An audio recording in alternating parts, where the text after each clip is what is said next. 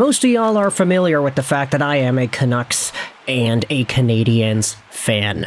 So, even though that doesn't necessarily lend itself to positive interactions between the folks that follow this YouTube channel, we do have ourselves some conversations that can arise that involve both of these teams. And no, this conversation isn't about the standings. I know a lot of Canadiens fans these days, they're kind of freaking out about the standings and the wild card and the top 3 spots in the Atlantic, and I understand why that's going down, but this video is not going to go over that. Instead, what I wanted to do was refer to an article posted on CanucksDaily.com. This article is interesting because it goes over the idea that Vancouver may have had a pretty big missed opportunity at this year's trade deadline. I'll leave a link in the description of this piece posted by Simon Asselin. PATRIK ALLVIN's trade deadline misstep could set the Canucks back a year. Now pause. Firstly, I'm going to go out there and say that the Vancouver Canucks being set back any amount of years is a good thing.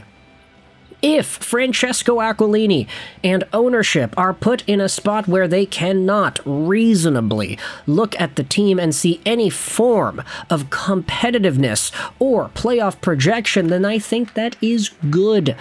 The longer that Allvin, Rutherford, and Aquilini can operate this team under the assumption that they are a bad team worthy of being at the bottom of the league, the better.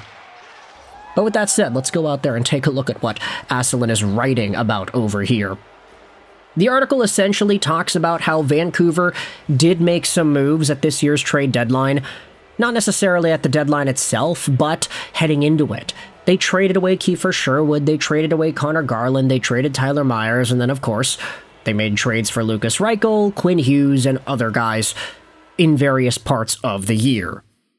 However, this article says that Vancouver ultimately played it safe. Evander Kane stayed put. An expiring contract, a clear rental, a player that contenders would have at least discussed for bottom 6 scoring and power play help. Nothing happened. That's asset management left on the table. A missed market smart teams exploit. The bigger miss? Allvin did not weaponize his cap space. Now, I just wanted to say this at the very introduction of that idea. Weaponizing cap space is always an amazing thing when the team that is receiving the cap ends up pulling it off. Vancouver, there was a time where I said that they were weaponizing their cap space by making the JT Miller trade, because in that time, that guy was making a decent amount of money and he was a third liner. And I was like, oh, Vancouver's weaponizing their cap space because they're getting Miller and they're paying a first-round pick to do so. And then a lot of comments back in the day were like, wait a minute, that's not weaponizing the cap space, that's trading a first-round pick for a third liner. Lego, what are you talking about? I don't think I made my purpose as clear as I could have back in 2019 when that trade was made. But Vancouver hasn't really been the team to go out there and weaponize their cap space as much. This article has a few ideas as to what could have happened, though, and this is why I wanted to make this video. Take a look at this. Vancouver had $18 million in current cap space. That's leverage at the deadline. That's how rebuilding teams stockpile picks without touching their core. Look at the Montreal Canadiens model. They once absorbed Sean Monahan's contract and got a first-round pick for doing it. No real cost, just space. They then flipped Monahan again for more assets, including another first-round pick. That's how you build quietly. That's how you win trades without headlines. The Canucks had the same opening. Patrik Laine was sitting there in Montreal with an $8.7 million cap hit and no long-term commitment. A pure cap dump candidate with upside. Vancouver could have taken that deal. They could have asked for a first or a second just to help the Canadiens clear money. Instead, nothing. No pick, no upside swing, no added flexibility. So, essentially what this article is saying is that Vancouver could not weaponize their cap space because they did not take advantage of the $18 million that they were able to accrue. They traded away Quinn, they traded away Garland, they traded away Myers. They got a lot of guys off the books. And there's the comparison made to the Sean Monahan situation from many moons ago, how Montreal took advantage of a Calgary Flames team that was just kind of trapped. Not to say that Sean Monahan was like the worst thing to ever happen for that organization. Obviously, he was really good with them.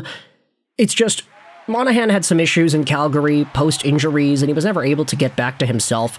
He was making a decent amount of money, and the Flames didn't want that cap hit anymore. It was very obvious they didn't want it. And the Montreal Canadiens were rebuilding, so they were like, hey, let's take that contract on. He can recover with us. We can get a first-round pick because of that, and then we can use him. When Monahan gets better, we can actually play him. He can be a decent player. Try to flip him again when his contract is going to expire, and that's exactly what happened. Monahan became a Hab. He was a good Hab.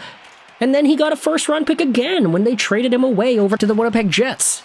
It was ridiculous just seeing the Sean Monahan story go down because it was a pinpoint NHL GM mode type example of what you're supposed to do to weaponize your cap space and to get the most out of the assets that you have. It was perfect. But the issue is, you can't really just say the same thing about Patrik Laine and the Montreal Canadiens in 2026. For one, when Sean Monahan was traded, he did have another full year left on the contract, and Calgary, they were a competitive team. It's why the Flames were desperate to get rid of the contract, and plus the fact that Sean Monahan was no longer really relevant in the picture of really good Flames in that time frame. That was the season where Johnny Gaudreau and Matthew Tkachuk popped off as top players in the NHL scoring-wise, and Monahan and his $6 million AAV salary in a cap world where we were still seeing $6 million as kind of a cap hindrance, that contract was seen as a really big anchor. The magnitude of how much that was seen as an anchor is a lot more than what Patrik Laine's is today. Mostly because Patrik Laine is able to be shelved onto the IR, and the fact that the contract doesn't go on until next year. It expires at the end of this season. Laine's going to be a free agent. He's going to be able to sign wherever, most probably for less than $8.7 million a year. It's not like Montreal is in a super desperate spot to say, oh, we need to maximize the strength of every dollar we have, like the Calgary Flames were back when they made the trade in 2022-2023 time. This was a more desperate area that Montreal took advantage of. And so, simply labeling Laine as a possible Monahan 2.0, I do not think is the right idea. I do think that the Montreal Canadiens had more reason to make a trade for Monahan than the Canucks do to make a trade for Laine, simply because it doesn't seem like Montreal was all too eager to move Laine anyway.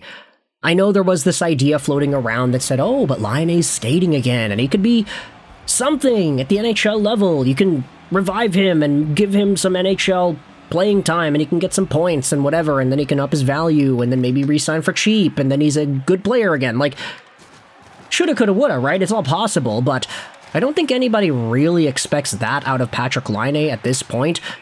If he ends up signing somewhere, then yeah, okay, that's his prerogative. He does have an NHL caliber one-timer. You could even say it's a top 10, top 7% one-timer in the NHL. That's fair. And sometimes, all you need is a beautiful one-timer to be able to demonstrate value and to be given NHL minutes. But Laine has so many issues from this season with his health and his availability that it's all of a sudden a lot more difficult for anybody to guarantee that, and for Vancouver's sake, because Montreal wasn't super desperate to get rid of Laine, it didn't really seem like a move that was all too possible, especially when you compared it to the double first-round picks that Montreal was able to get for Monahan a few years ago. That situation was just pristine, pinpoint accurate perfection when it comes to GMing. So, do I believe the Vancouver Canucks missed some opportunities to weaponize their cap space? Yeah, but I'm not going to use Sean Monahan as an example to demonstrate what could have been this year, especially with a guy like Laine. It doesn't make sense in my opinion. Let me know your thoughts in the comment section below about this entire conversation for Montreal and Vancouver's cap. I hope you enjoyed this video. And bye.